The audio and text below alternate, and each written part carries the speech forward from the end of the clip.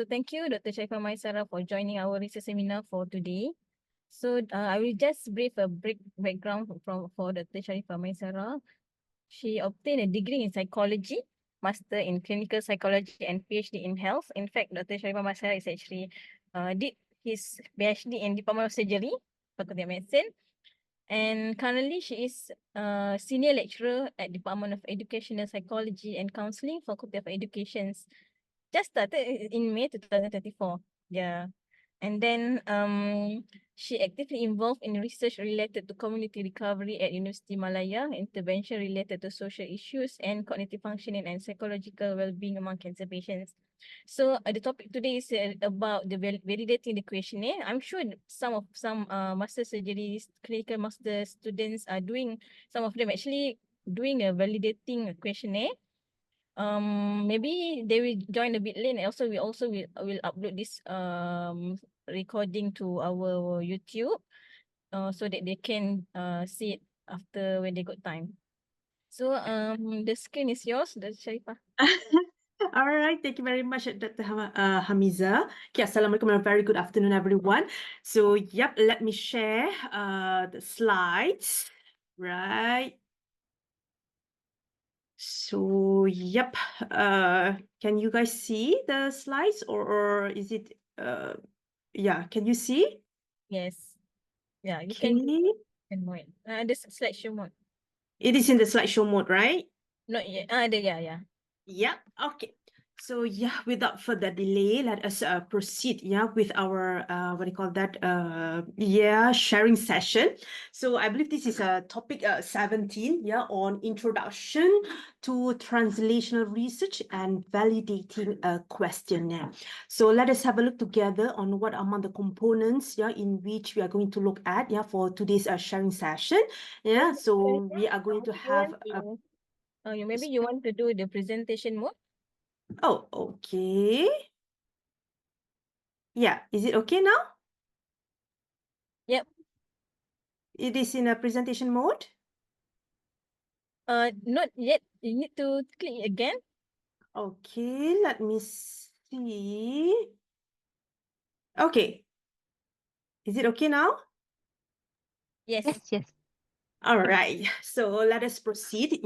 Those are among the components in which we are going to look at for today's sharing session. We are going to look at a very brief background or an introduction, and then we are going to look at the preliminary considerations, and we are going to also look at the translational process, in which it comprises of 4 stages, and finally we are going to look at the validation process.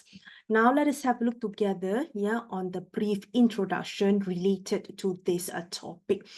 So I believe many of us maybe including me and perhaps Dr. Hamiza we avoid conducting this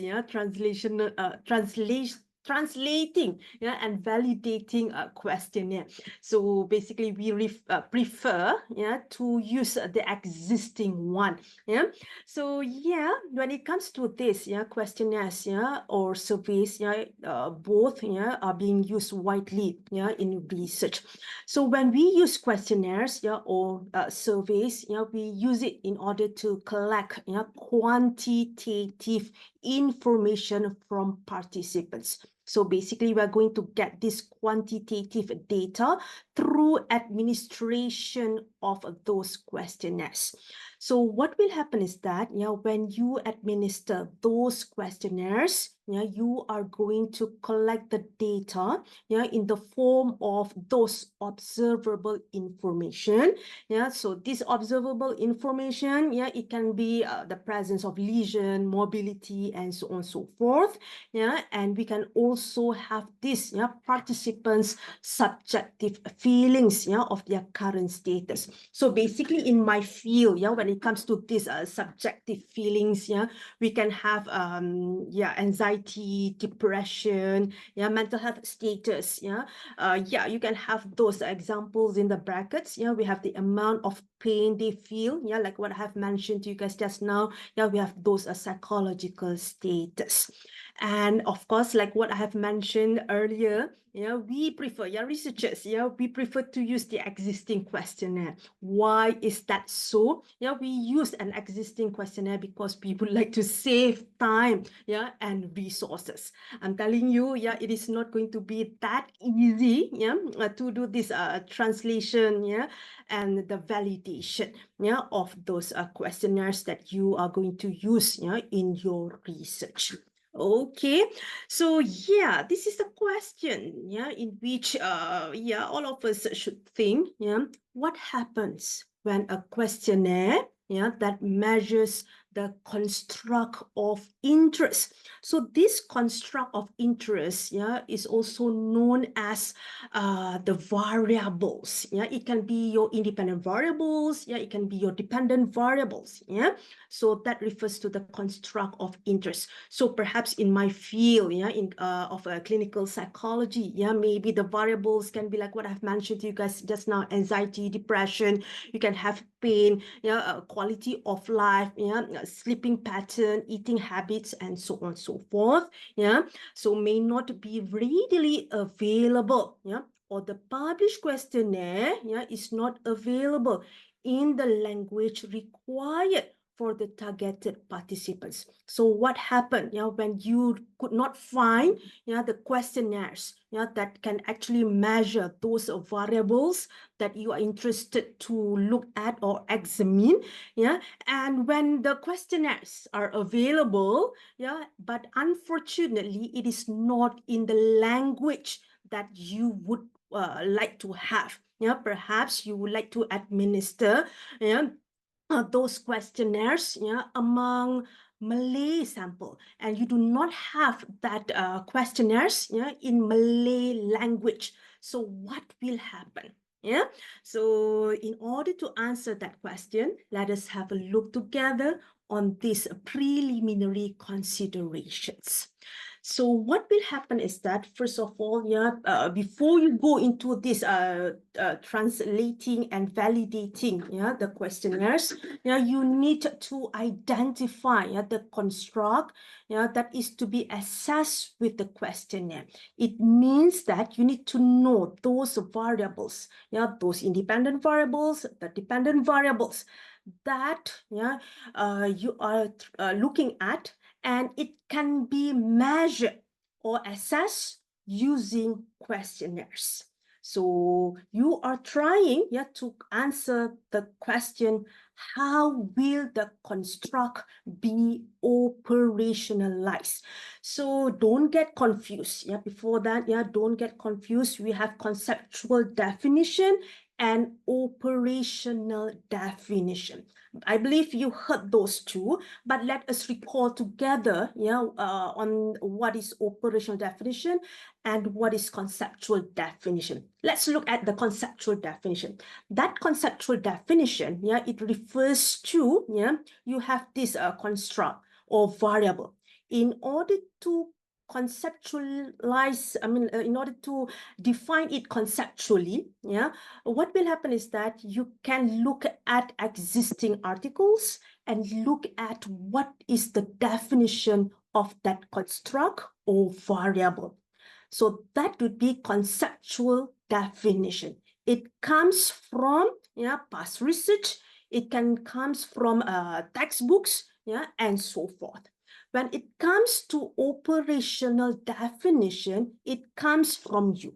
That's where you are going to define it accordingly, in which it is based on the questionnaires that you are going to use. So this question, the question is, how do you know which questionnaires are suitable in order to measure or assess the constructs that you are planning to examine? So what you need to do is that, of course, you need to read. You need to read the existing studies, literature review. It comes from the articles. So that's where you need to conduct a literature review in order to identify if a previously validated questionnaire exists. Yeah, if you, if you conduct this literature review, this process, perhaps you may be able to find the validated questionnaires that you would like to use. And sometimes you will get the name of the questionnaire. And sometimes you might get the full version of the questionnaire. So if let's say you are unlucky, meaning that you could not find the full version of the questionnaire, the best way is to what you call that contact the developer of the questionnaire. So if you manage to get the full version of the validated questionnaire, it will be a bonus. Otherwise, like I've mentioned to you just now, you need to contact the developer. So what happened when we have this validated questionnaire? So when we have this validated questionnaire, it means that it refers to a questionnaire or a measure or scale that has been developed to be administered among the intended participants. For example, let's say in my field, we have this HADS, hospitalized anxiety and depression scale. I believe majority of you heard that particular questionnaire before. So you can easily find the validated version of HADS. If let's say you would like to administer it to cancer patients, so you'll be able to get the validated version of the questionnaires in which it is being validated among cancer patients. It's there. So basically, when we say a questionnaire is validated, it means that this questionnaire already underwent validation process. Not easy. And this validation process should have been completed using a representative sample. And because of that, when we say a questionnaire is validated, it means that it demonstrates adequate reliability and validity. So that would be preliminary considerations. So let us recall what we have under preliminary considerations. So if there is no existing questionnaires available or none that are determined to be appropriate, the best way is to construct a new questionnaire. That's where you have the development of new questionnaire. And of course, when you want to develop a new questionnaire, it is like it's not that easy. That's where you need to know what would be the items, what would be the themes, and that you need to go for conduct the test dimensionality. That's where I believe you heard before. We have this confirmatory factor analysis. We can have exploratory factor analysis. When you develop a new questionnaire. But if a questionnaire exists, but only in a different language, for example, maybe the questionnaire that you found is in English version and you would like to have it in a Malay version, your task is to translate and validate the questionnaire in the new language. So part 2 would be the easiest way compared to part 1. And today's sharing session, I believe you are not going to look at the process of development of new questionnaire. We are going to look at the translation and validation of questionnaire only. All right, so let's have a look together on the translational process. Like what I have mentioned to you guys at the very beginning, we have 4 stages altogether. So let's have a look together what would be the first stage. We have stage 1. Of course, it should start with a forward translation. So when it comes to this forward translation, you need to have at least 2 independent translators. you need to have two, independent translators. Don't worry, I will share with you guys, on what would be the criteria, for those two independent translators, in the next slide. And you might want to ask me, can I have more translators? Yes, you can have more than two, but not that many. Because you see, those independent translators later on will go together with you during the evaluation in order to obtain the expert consensus. So my suggestion is for you to go for a minimum of two, and maximum of 5. So that would be independent translators.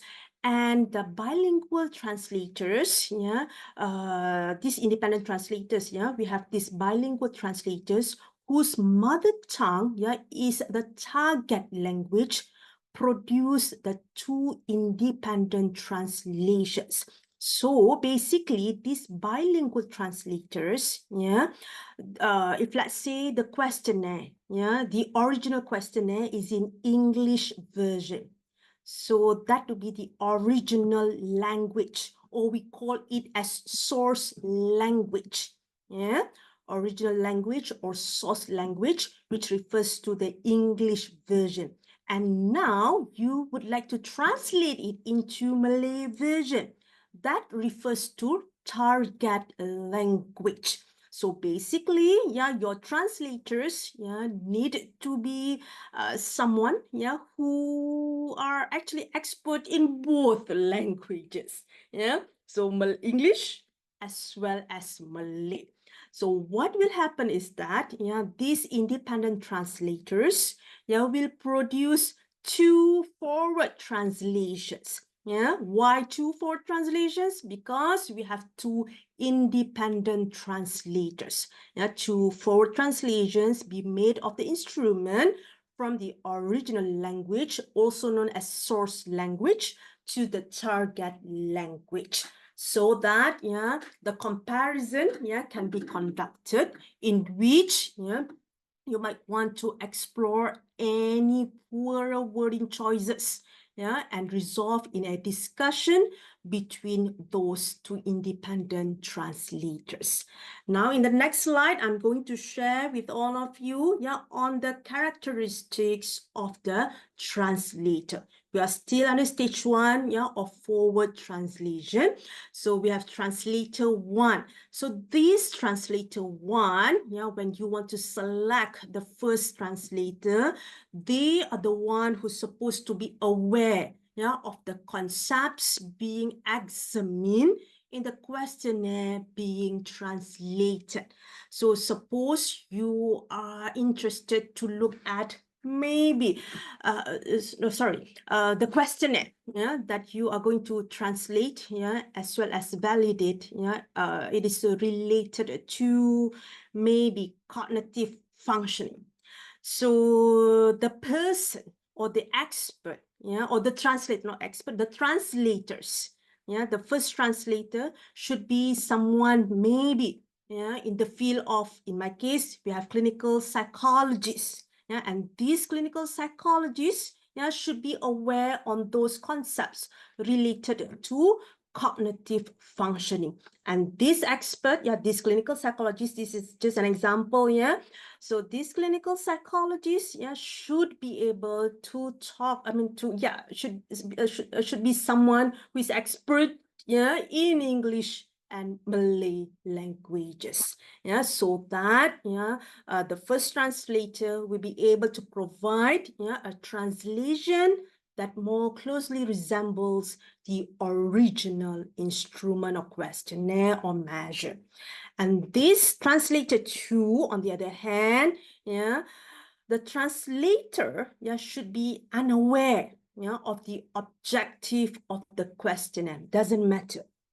They do not need, this translator 2 does not need to know the concepts, the objectives of the questionnaire. And because of that, we call translator 2 as naive translator. Yeah, we need this, yeah, translator tool, yeah, or knife translator, yeah, in order to see, yeah, or evaluate any subtle differences, yeah, in the original questionnaire. Yeah, so that would be the characteristics, yeah, of the translator 1 and translator 2. Now let us proceed with the next stage. Yeah, we have stage 2, backward translation. It is more or less the same, yeah, like what we have under this forward translation. Yeah, so again, for backward translation, you need 2 independent translators. Yeah, and we have these bilingual translators whose mother tongue this time around, yeah, whose mother tongue is the source language responsible to translate back from the target language into the original language.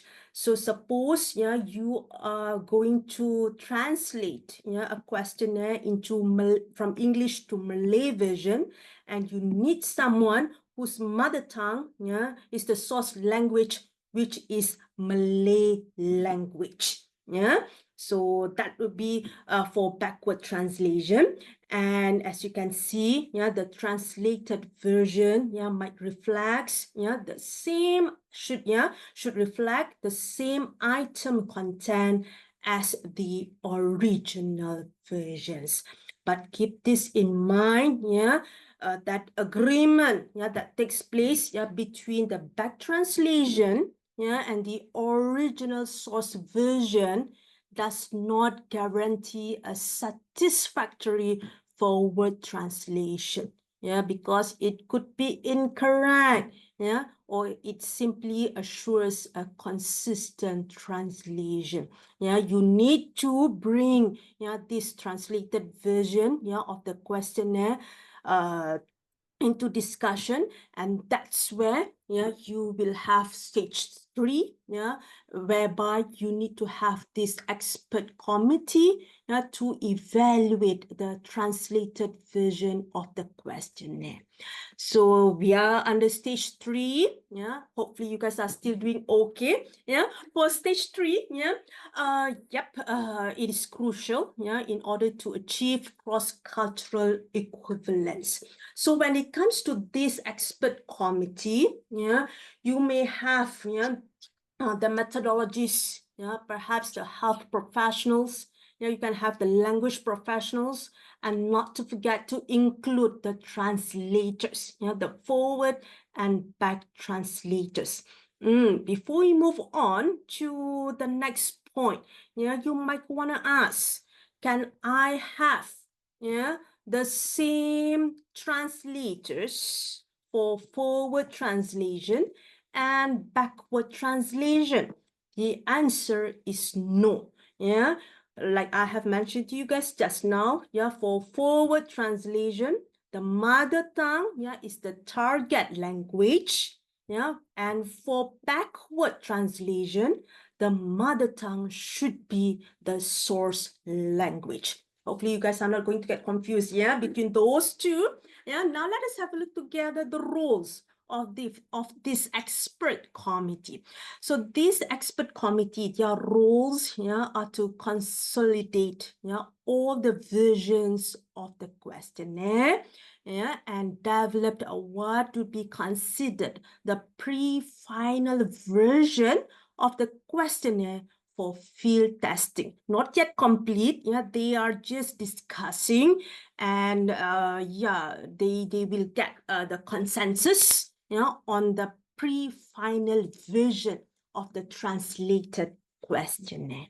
Yeah, and moving on to the next one, yeah, this expert committee, yeah, they will review all the translations, yeah, in order to achieve equivalence between the source and target versions, yeah, in 4 areas. They are looking at 4 types of equivalence. We have semantic equivalence, we have idiomatic equivalence, experiential equivalence, and conceptual equivalence. So let's have a look together. Yep, semantic equivalence, as we all know, it refers to the linguistic meaning, yeah, of the words, the items, yeah. So, yep, you might want to ask, yeah, the questions, yeah, such as do the words means the same thing? Yeah, are there multiple meanings to a given item? Are there grammatical difficulties, yeah, in the translation? We also have idiomatic equivalence. This idiomatic equivalence, yeah, idioms, of course, yeah, it's very difficult, yeah, to be translated, yeah. For example, yeah, we have that idioms, yeah, in which we have feeling downhearted and blue. It's very difficult, yeah, to translate it, yeah, into yeah, the target language. So what will happen is that, yeah, the role of this expert committee is to formulate an equivalent expression in the target version. Yeah, we also have this experiential equivalence. Yeah, this experiential equivalence refers to the situations, yeah, evoked or depicted in the source version, and it should fit in, yeah, the target cultural context. For example, yeah, a questionnaire developed in Western country, English version, yeah, they use forks and spoon, yeah. So an example, yeah, do you have difficulty eating with a fork, yeah, when that was not the utensil used, yeah, for eating in the target country, for example, here in Malaysia? That's where, yeah, you need to get the consensus among the experts, yeah, in order to modify that particular item.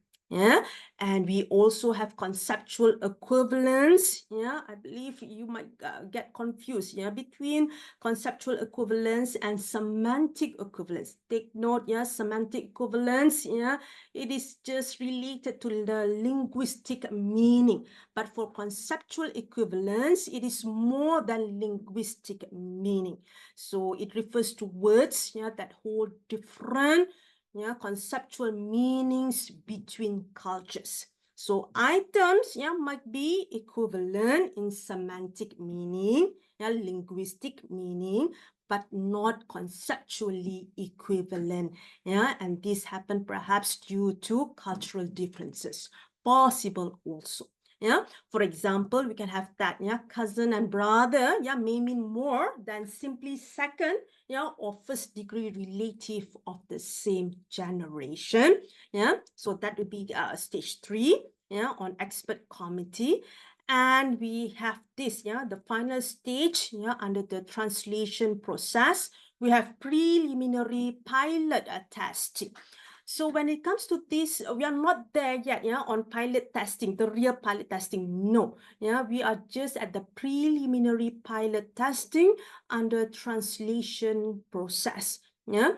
So what will happen is that once you are done with this expert committee consensus, stage 3, yeah, done with stage 1, stage 2, stage 3 done, what will happen is that, yeah, the new questionnaire, yeah, can be administered to participants or patients, yeah, from the target setting. So in this case, yeah, this new questionnaire, yeah, can be pilot tested on a small sample. Yeah, perhaps you can have 30 to 50 samples just to look at, yeah, whether they, yeah, the participants, yeah, or the patients, yeah, from the target setting, yeah, understand, yeah, the items in the questionnaire. So if you have time, yeah, you might also want to ask, yeah, open-ended questions, yeah, to the samples, yeah, in order to elaborate on what they thought, yeah, each questionnaire item and their corresponding response meant. Yeah, so yep, take note, yeah, the process, yeah, from stage 1 to stage 4, yeah, the processes may be repeated a few times, yeah, in order to finalize the final translated version of the questionnaire before you move on to the next part, yeah, in which we have this validation process. And before you go to this validation process, let's recall together what we have learned. Yeah, so yep, we have covered the forward translation, backward translation, all of which you need to have minimum of 2 independent translators, minimum, yeah. And then what will happen is next would be you need to establish, yeah, expert committee in which you can have the professionals, the translators, yeah, under this expert committee. Yeah, and finally, you will have this, yeah, you need to conduct the pilot testing, preliminary pilot testing comprising of 30 to 50 participants. Yeah, so that would be on done. Yeah, we are done with translational process. Moving on to the next part, we have validation process. Okay, before we move on to look at the subtypes of a validity, let's have a look together on the initial validation. So yep, after the new or translated questionnaire items pass through the preliminary pilot testing and subsequent revisions, you might want to go to this validation process. So that's where you might want to conduct a pilot test among the intended participants for initial validation. Yeah, so you might want to ask, how many participants do I need, for this validation process? So let's have a look together, on the sample size, for pilot test. So as of today, there is no absolute rules for the sample size needed to validate a questionnaire. But above all, as has been suggested, larger samples are always better than smaller samples. But it has been suggested and widely used by researchers, in which we have these guidelines of respondent to item ratio range from 5:1 to 10:1. So it means that if you have 10 items, you need to have at least 50 to 100 participants. Yeah, so that's how it works for respondent to item ratio. So that the samples both reflects and captures the range of the target population. So as you can see, the one in the blue box, when a questionnaire is used in a clinical setting, you plan to use the translated questionnaire, among maybe cancer patients, it is recommended for you to use cancer patients, early on instead of a sample from the general population for this pilot test. Yeah, all right. So yep, this is the part you in which you are going to look at for validation process. We have reliability and we also have validity. So what is the reliability? Let us have a look together on what is reliability. So reliability refers to the degree of consistency exhibited when a measurement is repeated under identical conditions. So it means that every time you administer the same questionnaire under similar, more or less similar conditions, it will always produce the same scores. So in order to examine this reliability, we have quite a number of tests over here. You have your Cronbach alpha, ordinal alpha, specific to binary, and ordinal scale items, and so on and so forth. But the most common one, common test being used in order to examine this reliability would be those two. Yeah, we have Cronbach alpha and retest reliability, or also known, yeah, as coefficient of stability. Yeah. Now let's have a look together on what are those, yeah, Cronbach alpha and retest reliability. I believe you heard those two before. Yeah. So you have that, yeah, Cronbach alpha, yeah, assess the internal consistency of the scale items. Yeah, indicate whether responses are consistent between items. So suppose you have 20 items. In order to examine, yeah, quality of life, yeah, so the internal consistency of those items, yeah, should be in the range of this, yeah, the one in the box, yeah, on the small box on your right hand side, yeah, from this one, yeah, maybe 0.71 to 1, yeah.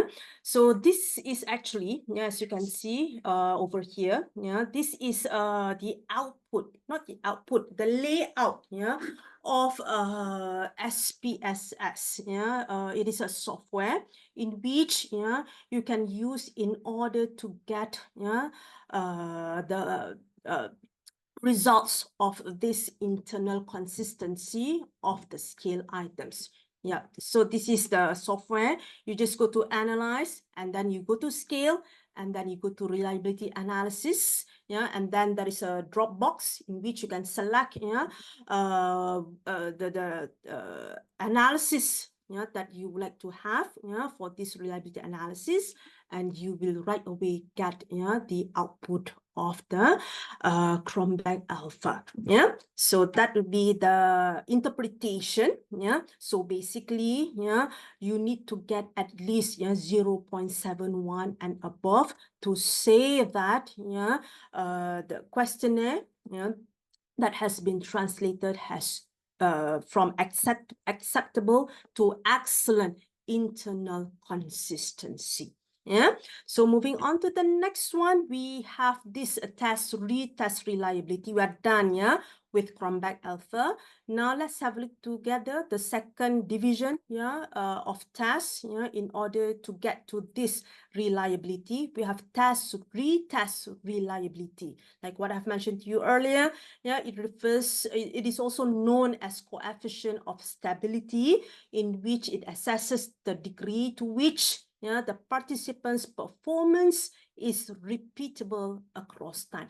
It means that, yeah, whenever you administer the same questionnaire, yeah, again and again, yeah, perhaps, yeah, you administer the questionnaire today, you will get the score, yeah, and then you administer again, yeah, 2 weeks later, yeah, you should get, yeah, more or less the same output, yeah, or findings.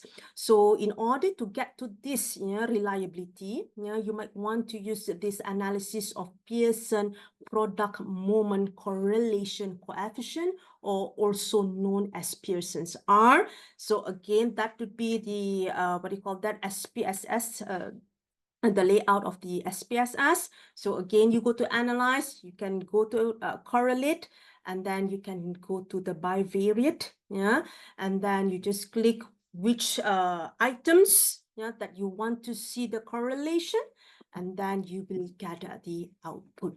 Yeah, and the indications, yeah, the higher the correlation, yeah, the higher the retest reliability, with values close to 0, yeah, indicating close to 0, indicating low reliability. Yeah, so this is the interpretation, yeah, as you can see, yeah, on your right hand side towards the bottom, yeah, of the slide.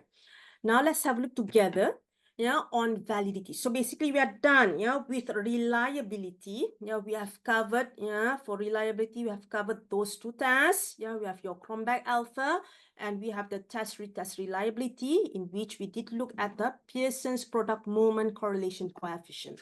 Now let's have a look together on validity. Yeah, so validity, yeah, the validity of a questionnaire, yeah, is determined by analyzing whether the questionnaire measures, yeah, what it is intended to measure. Yeah, so basically when it comes to validity, yeah, you are looking at whether the items, yeah, really measure the construct that you are going to examine. And it can be, yeah, it has quite a number, yeah, of types of validity. Yeah, so over here, yeah, I'm going to share with you guys three. Yeah, we have face validity. Yeah, we also have content validity, and we also have construct validity. So, yep, under face validity, yeah, it refers to the extent to which the measure subjectively appears to assess the construct. Yeah, subjectively appears to assess the construct. So this face validity attempts to answer the questions of the question of, does it make sense to use the measure for the construct? So for your kind knowledge, this face validity, it is the simplest, yeah, the weakest, yeah, and subjective ways, yeah, of quantifying, yeah, the validity of items. Yeah, and yeah, researchers, they won't go for this, yeah, face validity. Why is that so? Yeah, because by just looking at the items, you have 20 items, looking at those items, you just need to answer, yeah, the question of, does it make sense to use the measure for the construct? That's all, yeah, for face validity. Because of that, I have mentioned to you, face validity is the simplest, weakest, and subjective way, yeah, of quantifying, yeah, the validity of items. Yeah, so yes, we have this content validity. Yeah, more work, yeah, you need to yeah, to engage in, yeah, in order to get to this, yeah, content validity. Yeah, so what is content validity? Content validity refers to the extent to which the items in a questionnaire are representative of the entire theoretical construct the questionnaire is designed to assess. Yes, more or less similar like what we have under face validity, but this time around, yeah, you need to have a panel of experts, yeah, to examine or to evaluate, yeah, the items, yeah, of your questionnaire.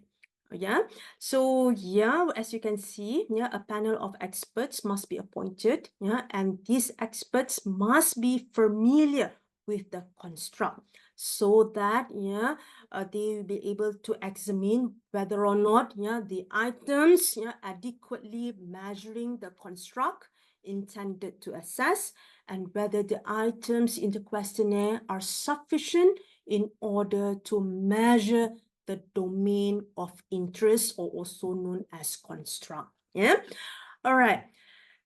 Yep, as you can see over here, yeah, those are among the example of items, yeah, in order to assess content validity. So you might want to ask those questions, yeah, to the expert. Remember, for content validity, you have this panel of experts, and that's where you might want to ask, yeah, the panel of experts those questions. Yeah, are the questions clear and easy? Whether questions covered all the problem areas, you know, whether you can use, you know, the questionnaire for future assessments, you know, whether some of the questions, you know, violate the participants' privacy. So that would be an example, yeah, on your right-hand side on the questions that you might want to ask, yeah, the experts, yeah. All right, so yes, there are two approaches, yeah, that I'm going to share with all of you, yeah, to quantify the judgment, yeah, of content validity. Yeah, so the first one, yeah, you can have the content validation form. This validation form, you can give it to the experts, and they are the one who are going to rate, yeah, the items in the form. Yeah, it means that you will give the questionnaire, yeah, the translated questionnaire, and at the same time, you are going to ask questions, yeah, on whether the items in the questionnaires, yeah, are valid or not. So what will happen is that, yeah, the role of the expert, yeah, is to rate the clarity and relevancy of items, yeah, as per the theoretical definitions of the construct. And this validation form comes, yeah, in a 4-point ordinal scale. So you have your clarity here and you have the relevancy. So it is a Likert scale. Yeah, you might want to share with the expert together with the translated questionnaire. Yeah, so this is an example of a validation form. Yeah, and we also have the CVR, yeah, content validity ratio, in order to get the content validity, the second part, yeah, of the content validity. You can choose either one. Yeah, so this content validity ratio, CVR, it is where the experts are requested, yeah, to specify whether an item is necessary for operating a construct in a set of items or not. So it can be, yeah, score, yeah, in which score of each item can range, yeah, from 1 to 3, yeah, with a 3-degree range of not necessary, useful but not essential, or essential. So the job of these experts, yeah, is actually to rate whether the items should be there, essential, yeah, should be there in the questionnaire, should be retained, you know, or removed, yeah, or perhaps you can retain but not necessary to be there. Yeah, so that would be content validity ratio, CVR. But this time around, yeah, for CVR, yeah, we have this formula in order to get the ratio. So you can see that, yeah, the formula, yeah, with, yeah, NE is the number of panelists indicating essential, and N is the total number of panelists. Yeah, so basically you need to get, yeah, how many, yeah, mention that, yeah, the items essential, and you need to get the number of the experts participate in this content validity ratio. So it can vary between 1 and -1, with the highest score indicates further agreement among the members, yeah, of a panel on the necessity of an item in an instrument. So that's for content validity ratio. Yeah, you will get the ratio. But for, yeah, before I forget, but for this form, yeah, sorry, for this content validation form, yeah, what will happen is that you will get, yeah, perhaps just mean, yeah, standard deviation, and maybe, yeah, you can get, yeah, the percentage of experts who rated the items as very relevant, yeah, or perhaps, yeah, in terms of clarity, whether it is clear, or I mean, like, very clear or not. Yeah, so that would be a content validation form. Yeah, and we also have the final part, yeah, construct validity, yeah, in which it refers to the degree to which, yeah, the measure reflects the construct. Yes, yeah, it is more or less similar like what we have under face validity and content validity, but this time around for construct validity, yeah, it should be related to other variables in predicted ways. So these construct validity attempt to answer, yeah, such questions as those three. Does it measure what it is supposed to be measuring? Yeah, like what you have under face validity and content validity. Yeah, but for construct validity, we have another 2 additional, yeah, questions. Yeah, does it change in the same way as similar measures? Does it change in different ways compared to dissimilar measures? So under construct validity, you are going to make some comparisons. So it means you need to have the translated version of your questionnaire, and you are going to make some comparisons between, yeah, the translated questionnaire that you have with the existing questionnaires, yeah, or measures. That's how it works. yeah, for construct validity. And for construct validity, it can be divided into two. Yeah, we have convergent validity, in which it measures, yeah, the measures, yeah, should be related or indeed related. Those two measures, the translated questionnaire, yeah, and the existing one, yeah, should be related, yeah, to each other. For example, let's say, suppose, yeah, a new scale is developed, yeah, to assess pain among hospitalized patients. So in order to provide evidence of convergent validity, yeah, for this new pain scale, yeah, we can examine how well patients, yeah, responses on the new scale correlate, the relationship between the new scale, with the pre-existing instruments that also measure pain. So that's how it works for convergent validity. And again, a higher correlations means greater convergent validity. So that would be the interpretation, of the correlation. Yeah, now let's have a look together. The opposite of convergent validity, we have discriminant validity. So for discriminant validity, the measures should not be related, or indeed not related. So it means that those two questionnaires, the translated one, and maybe, the existing one, should not be related to each other or correlate, with each other. So yep, you can have that example, body temperature and cardiac ejection fraction, should not be related to liver transplant rejection. So a lower correlation means greater discriminant validity. You can have the same, interpretation, on the correlation. All right, and finally, yes, we are here, almost there, before we end, this sharing session. Let's recall together, what we have learned, under this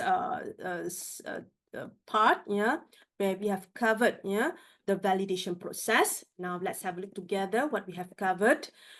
Right, so we did, covered on the sample size for pilot tests. I've mentioned to you guys earlier, there is no existing, as of today, there is no existing standard, in order to get to the sample size for pilot tests, but it has been suggested, to follow this guideline of responded, to item ratio.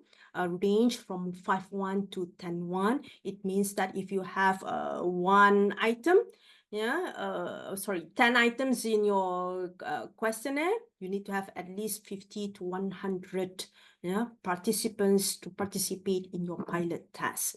So under reliability, we did learn on the Cronbach alpha, and we also look at the retest reliability. So this Cronbach alpha, indicates whether responses are consistent between the items that you have in the questionnaire. And for retest reliability, we did look at Pearson R. It refers to the degree to which the participants' performance is repeatable. All of which, you can easily get the findings, by using SPSS. And we also have covered, validity. We did look at phase validity, in which it measures it refers to, it is the extent to which, the measured, or items, subjectively appears to assess, the construct. We also have content validity, in which it emphasizes very much, on these items, adequately measuring the construct, intended to be assessed. For content validity, we did look at the content validity form, and we also look at the CVR. And we also look at construct validity, in which item reflect the construct and are related to other variables in a predicted way, in which we covered the convergent validity, and the opposite of convergent validity, we did look at divergent validity. And with that, we are done with the sharing session. Yep. I pass back, the floor to Dr. Thanks, Dr. Hamiza. Sharifah. Yep, welcome.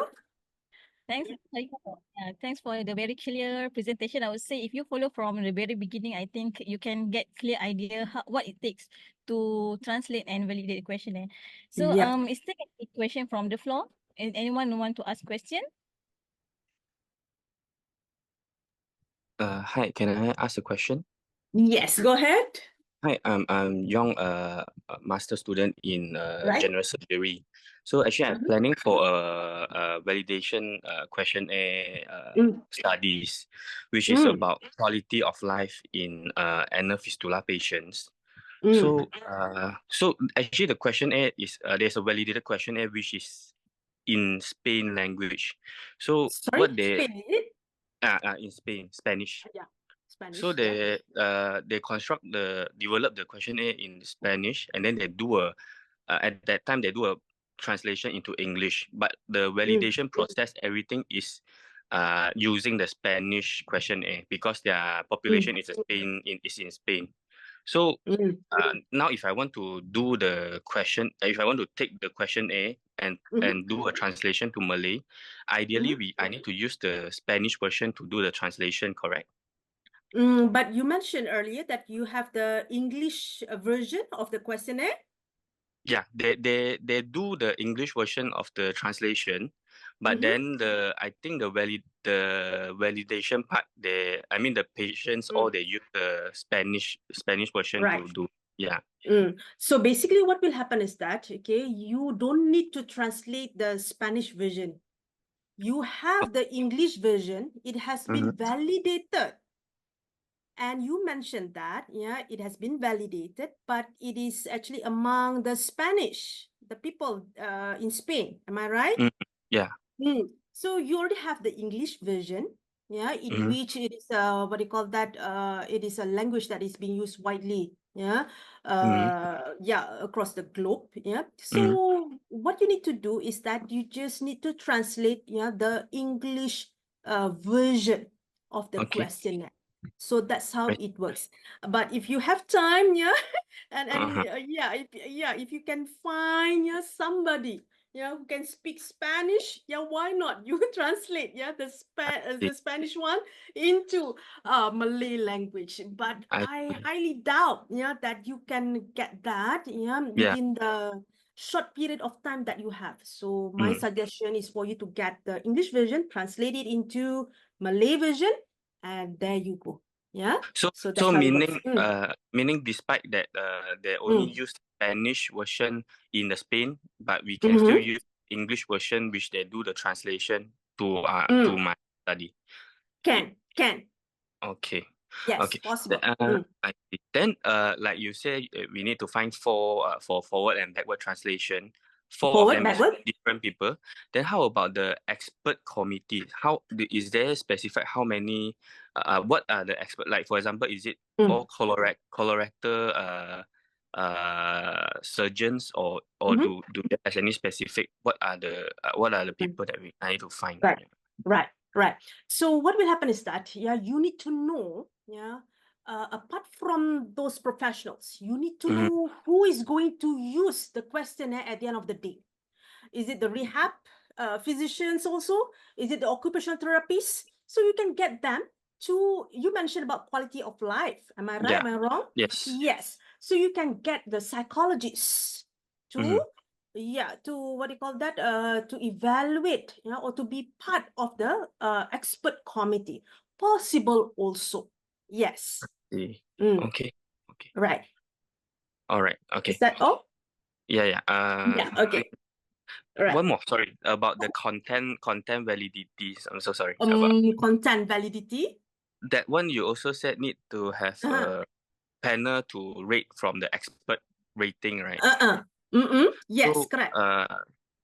is there a minimum number? Like for example, if for the pilot testing, is the ratio is 5:1, 10:1.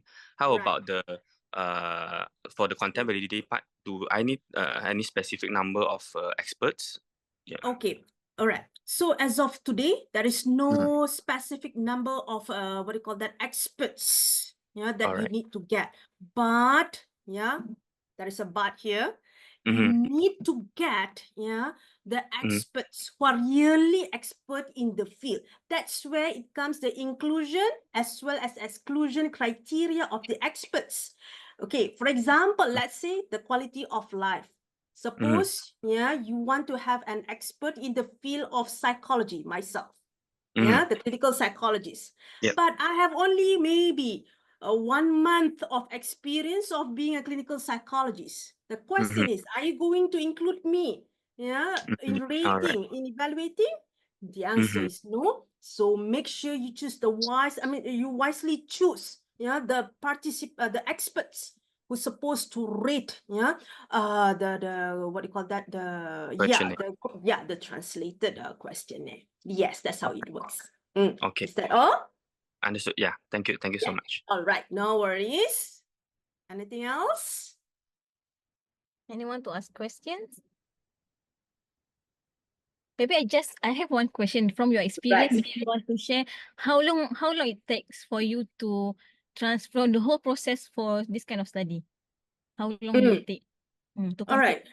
Yes. So actually, it depends very much, yeah, on how you get to the experts, one thing, and how you get to the target participants. Yeah. So it means that, yeah, if you have your colleagues, yeah, the list, yeah, of colleagues, yeah, who can be there for the expert committee, yeah, and then you know the participants, yeah, that can easily, I mean, like you can reach them easily, yeah, for the pilot testing. Yep, you can get it done, yeah, in 6 months. Possible. Yes, yes. So that's how it works. People avoid, I mean, researchers avoid conducting this translation and validation processes. Yeah, it sounded, when I presented, it sounded like a easy task, but it is actually a lot of things. But like I have mentioned at the very beginning, yeah, the translation and validation processes kind of simple. When you want to develop a questionnaire, then that's where, yeah, you'll be in a lot of trouble. That's where you are going to have the models and everything coming in. So yes, it won't take that long, yeah, for the translation and validation processes. Yes. I think at least for our student, if they Mm-mm. see, they know what it takes. Maybe they know Uh, where to start lah, so they can yeah. plan who are the expert, who are Yeah. the participant that may be easy to access. Mm, Then they can mm, plan, and this is mm. actually doable research lah.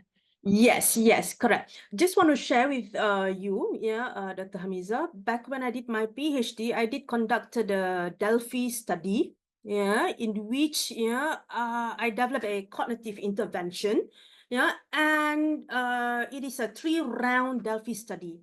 So what happened is that I administered, yeah, a questionnaire to 33 experts, 3 rounds. Yeah, and I administered questionnaires to the expert to rate what do you call that, my intervention. So they rated, yeah, and then I have to correct the intervention, and then I develop another questionnaire, and then administer to the experts, and then correct again the what do you call that, intervention. Yeah, and just want to share, it took like 6 to 9 months actually, because my supervisors, they help me out when it comes to the expert committee, the members. So it is much easier if you know who can participate, yeah, under this expert committee. Yeah. All right. Thanks for the great sharing. Yeah. Yes, no worries. Yeah, past 4 p.m. I think if anything, Mhm. they can reach you. Is it okay? If they got Yes, if they got yes, any possible. information. Yes, yes. Okay. No worries at all. All Yeah. right. Okay. Thank you everyone for taking your time to join this seminar. I think we stop here. And Yep. thank you for sharing with us, Dr. Sharifah again. And thank you everyone.